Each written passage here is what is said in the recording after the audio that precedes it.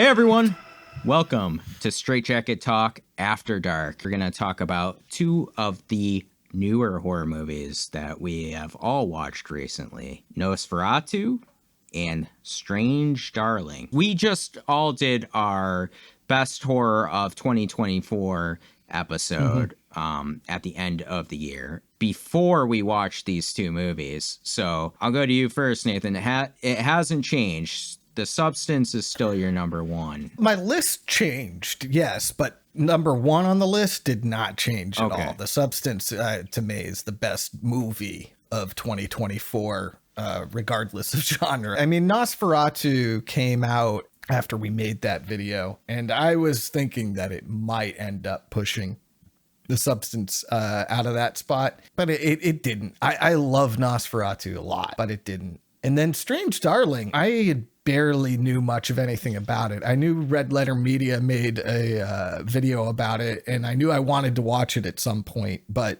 I sort of forgot about it until you two said that I need to watch it because you guys liked it so much. So I was texting Gill a lot, like, hey, you're going to really like Strange Darling. Like, watch it.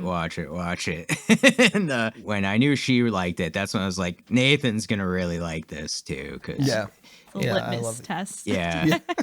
Jill, how about you? Has your list changed, or number one? Because you had picked Lisa Frankenstein, right, as your number one. It's pretty much still the same. Okay. Like, it's Lisa Frankenstein, Nosferatu, and I don't know. I think I like Romulus for number 3. So 4 might be Strange Darling. For me too. My number one was Late Night with the Devil, and it's still the same as well. Mm-hmm. My number 2 has definitely changed because it's Strange Darling, and I want to get into... So mine. Yeah, you too, yeah. Nosferatu, number 3. Yeah, I want to get into Strange Darling. This is a dramatization of the true story of the final known killings of the most prolific and unique American serial killer of the 21st century. You know you asked for this, right? I had heard about Strange Darling for a while, and a bunch of other horror podcasts were kind of talking about, like, is this horror? Like, is it not? When I saw it, I was like, where is this going a little bit? Because it was the chapter thing, right? It's a different sort of format, right? Dan on Mouths of Madness said it kind of pulls a Tarantino where it tells the story out of order. It's is it 6 chapters, I believe? I think so. It starts at chapter 4, then goes back to chapter 1, and then moves on to chapter 5. And it's a really great way to tell this particular story, really creative way, because you can... No spoilers, right? It's able to subvert your expectations while still telling a story where the events happen in the order that they happen. And the structure really allows the writers and the director to play with the viewer in a way that is really fun and interesting. Of course, Willa Fitzgerald is amazing in this movie. We talk a little bit about Kyle Gallner, but Willa Fitzgerald is very much the star of this movie. Oh, yeah, 100%. There's a really good duality that she plays. You know, she can appear very meek and like an innocent, helpless woman, and she can also be like fierce and ruthless and stick up for herself. So she does all those things very naturally. So much that everything that was happening went right over my head. It does subvert your expectations. She has to do a lot in this movie, and you believe everything she's doing in this movie. She was in The Fall of the House of Usher as well, the Mike Flanagan miniseries. I guess she must have just gotten less to do in that than in this movie, because I mean, she was good, but she didn't stand out right in that movie in the way that like a Kate Siegel stood out in that show. She's going places. I hope to see her in much, much more. I'm very interested to see what she does next. I thought I had read somewhere that the studio wanted her to be replaced in this movie. I could be wrong. I mean, if they were saying that, they're wrong. Oh, yeah. I mean, this is a great performance. It's funny because with her and Kyle Gallner, a lot of it seems like a two-person sort of show, but it's really a one-person show. It's her show. Yeah. Mm-hmm. Kyle Gallner, he spends a lot of time not on the screen. He's present in that he's not present in a way. You know, his character's presence is always felt, but he's not on the screen that much. I know why. He is a busy man because that actor is actually the wrestler Dominic Mysterio. Dirty Dom. Is it because of the mustache? Yeah, he looks just like him. He looks just like Dominic Mysterio. Dang. I don't know. Dom has a mullet. This guy's got at least... It's there. Look it up. Oh, my God. Put a picture of Dirty Dom here. The thing, too, in this movie I really loved is the music and the cinematography together. Like, it really worked perfectly. Yeah. Bangers. Maybe that's why people feel like... I know it's not a straight-up horror movie, but maybe that's why it feels different for people. All right. This is a horror movie. And a wrestling movie. Okay. The reason that we separate thrillers and horrors, it's because Silence of the Lambs didn't want to call itself a horror movie because it knew it was as good as it was and that it couldn't win an Oscar if it called itself a horror movie. That's true. And so it called itself a psychological thriller. Yeah. The separation between the two genres is, to me, it's artificial. I don't care. Yeah. You know what I'm saying? Yeah. I mean, there's a lot of like real, even typical horror scenes in this and the way they're filmed and things like stalking and things like that. I mean, if you watch this and you say, it's not a horror, I don't know. Like, I tend to lean like it is. Yeah, for sure. Yeah. And there's a scene in this movie that made me audibly gasp out loud. We can't talk about it. Where I was just like, whoa. We're all thinking about it. Yeah.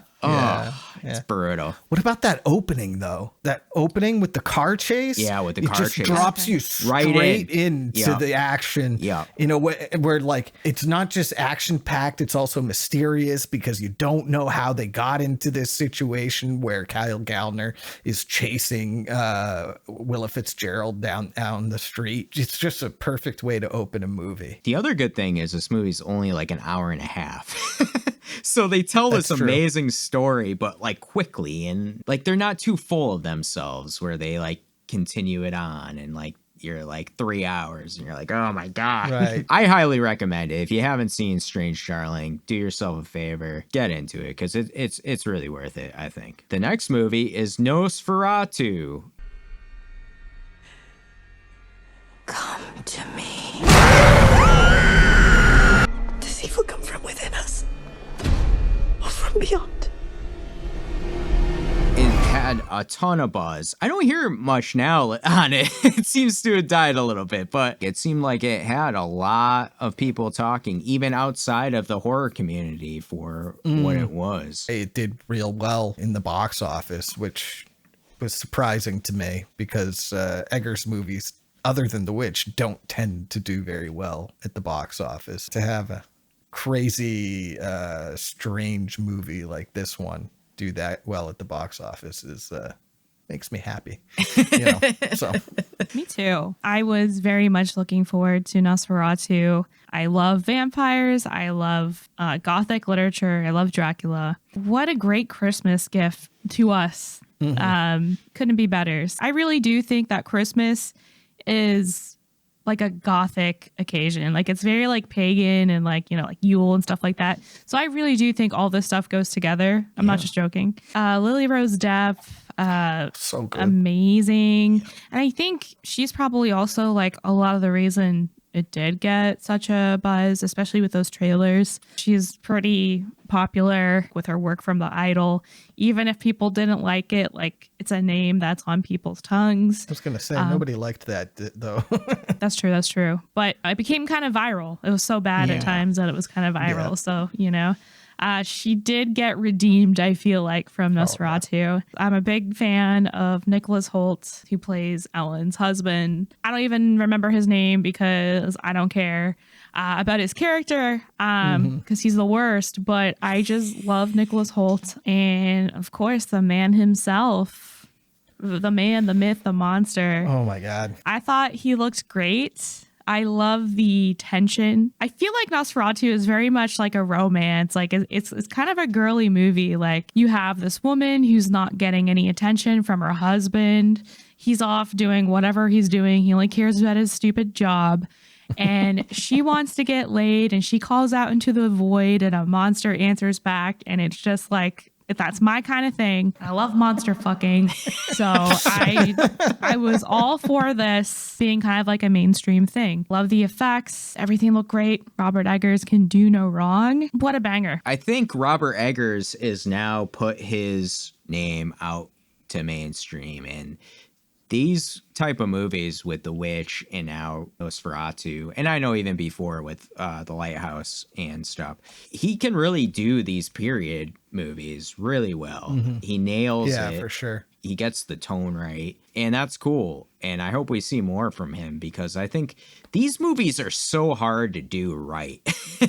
Yeah. And I think he does them right, and Nosferatu is done right. The tone, the atmosphere, the acting is amazing, like you said. Bill Skarsgård is unrecognizable as Count Orlok. Yeah, still hot, though.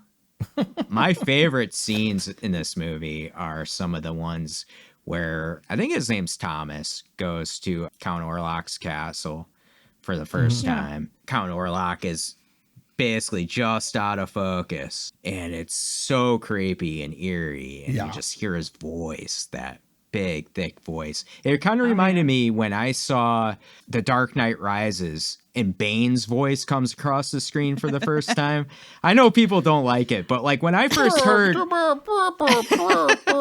Same thing. I saw it in IMAX, and for the first time when his voice came across the screen, it like was in my stomach. And this had that same effect where it's very... You nutted. Right. Yeah.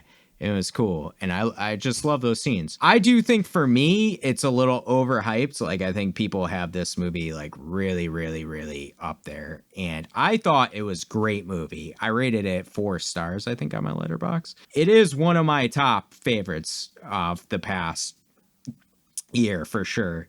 I always loved Dracula, you know, Bram Stoker. The Coppola? Yeah, the Coppola one.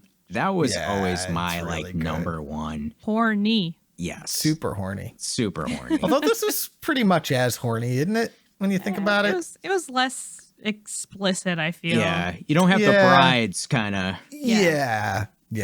And the werewolf fucking part. It was pretty hetero. Also, I'm sorry for that.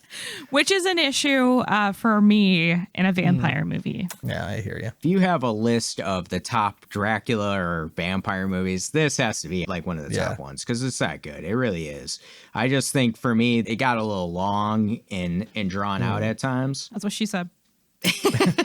And for me, when you have this much of an atmospheric movie, I got a little weary towards the end. But overall, I think it is a great watch. I really want to see Eggers maybe tackle another sort of movie like this. I heard he's doing one called The Werewolf, right? Or Werewolf? That's fine by me, I suppose. Nathan, Nosferatu, did it live up to your expectations? Yeah, I think it mostly lived up to my expectations. I loved it quite a bit. I like slow burn, brooding movies that you could cut the atmosphere of this movie with a knife. It's just constantly bearing down on you. I will say that this movie, it's funny we're pairing it with Strange Darling, because this movie is like the opposite of Strange Darling, where Strange Darling is very fast paced, very to the point, hour and a half long.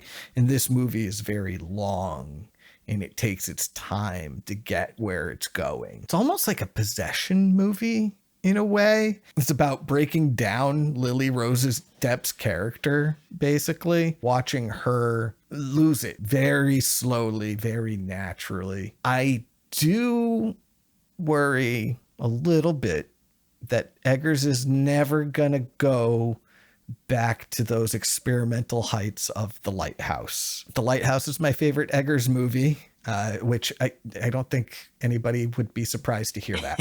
The Lighthouse is way more experimental and surreal and strange than any of his other work. And I was kind of hoping he'd eventually do something like that again. Whatever he ends up doing, I'm sure it'll be great. Every movie of his is a banger. Even The Northman, which is my least favorite of the 4 that he's directed, is incredible. Kevin, have you seen it? No. I think if you saw that, it would be your favorite, to be honest with you. Yeah. Willem Dafoe Yes. is incredible as the doctor. Yeah. He's chewing the scenery, hamming it up all over the place. Soliloquy upon soliloquy. And Literature. all of it. Yeah. He's basically reciting poetry. I love it. Yeah. That was like my favorite part. It's amazing. I wanted more of him in this. Yeah. Apparently, Willem Dafoe accidentally became like my favorite actor. Letterboxd sent me an email that was like, this is the actor who's been in the most movies that you've watched. And was like, Willem Dafoe was like 8 of them. Wow. Whereas like the next actor was like 3. And then He's it's in funny. a lot. Last episode of After Dark, I talked about how I rewatched Crybaby, and I had forgotten that Willem Dafoe's in Crybaby as well. Yes. Yeah, I mean, it really lived up to my expectations. I want more original work from him, though. I don't want to see another remake out of him. Shots fired. Putting that out there. He's the perfect guy to do a remake of this particular film. Leave Labyrinth alone. Yeah. Leave Labyrinth alone, please, Eggers. Just write your own stuff. You're really, really good at it. But he also knows how to like make that kind of period piece magic. I really want someone to make Carmilla soon in the way that Eggers makes the witch Nosferatu. Mm-hmm. But we do have, I think, 2 Frankenstein, at least like Frankenstein and Bride of Frankenstein movies coming out this year, I believe. Really? I think so. So there's more things to look forward to. I know Guillermo del Toro is directing one, I believe, right?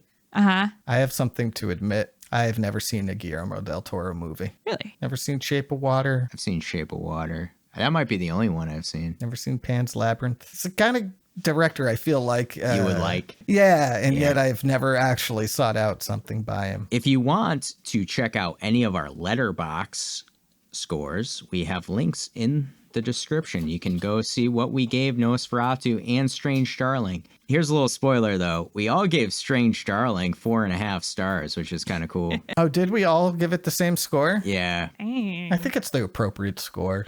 It's really, really fucking good. That never happens. We never, I feel like, agree on the exact same thing. I know. No. That would be a first for us. If you've been living under a rock and haven't seen Nosferatu yet, go see it. It's worth it, especially in the theater. Well, that does it for the After Dark. We'll see you soon for another episode. But until then, back to the padded room with you.